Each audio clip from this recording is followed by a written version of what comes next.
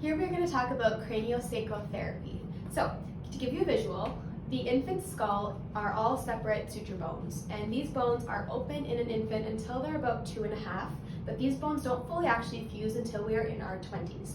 So when babies' heads pass through the birth canal, these bones are designed to overlap, and whether that's cesarean section or vaginal birth, does not matter, those bones are designed to overlap.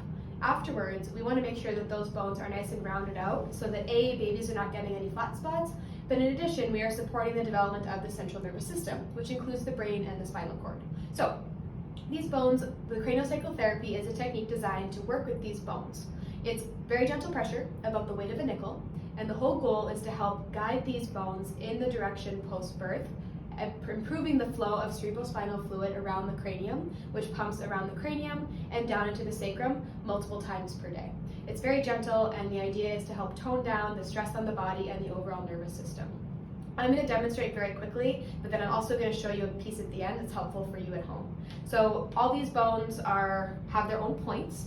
First one we're going to do is the frontal bone, so it's going to be this green one here. And I'm going to use a very gentle pressure on babe's head. Doesn't look like a whole lot. The goal of this therapy is, again, to support the movement of fluid pumping under the cranium into the sacrum and then back.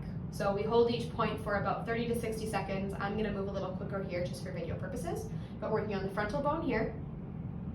Sphenoid, which is right behind the eyes. This is going to be this purple bone in through here. So that one, we're on the side of the eyes here. And again, we're just holding.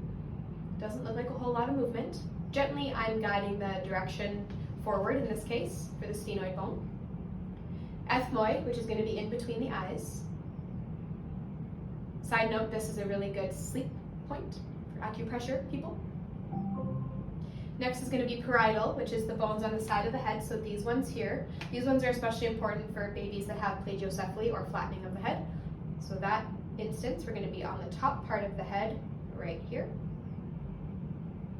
Next is going to be occipital, so that's the bone at the base of the skull, or this purple one here.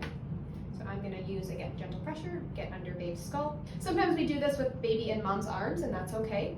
I like to have them sucking either on something, whether it's my finger or a pacifier, because it helps with a little bit of blood flow while we're doing this therapy. It's not necessary, but if we can, that would be ideal. So that's occipital at the back. Temporal is actually the bone right on the side of the head, and for this one we actually go to the ears. So in this case it's this green bone rather. But here I'm going to be on the ears. Again, just to show you for visual purposes. We can also work on the jaw. We can work on babe's jaw while we're here, and we're doing a full assessment of everything while we do this. So that's our job as chiropractors. Your job at home is something called suture rubbing, especially if baby does have flattening on their head. So where these bones connect, especially these sutures on the back or connection points, the lambdoid suture in through here, and then the squamosal suture it's called, right in through here. This is a technique called suture rubbing. So what you're going to do is literally take your fingers and rub right along where those connection points are. On a baby, it looks like this. You can just hold babe in your arm. We're going to be right along the side of the head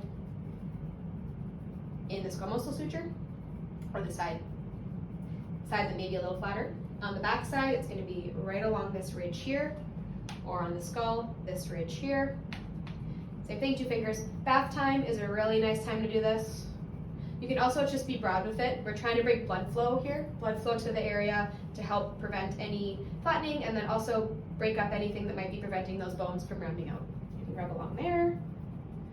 Other side. Same idea. These 3 are going to be the big ones. There is another connection point on the top of the head. I typically avoid this one a little bit because of the flat spots or the softening spots on the top of the head, but you can certainly get in there a little bit there too. And as always, please reach out if you have any questions.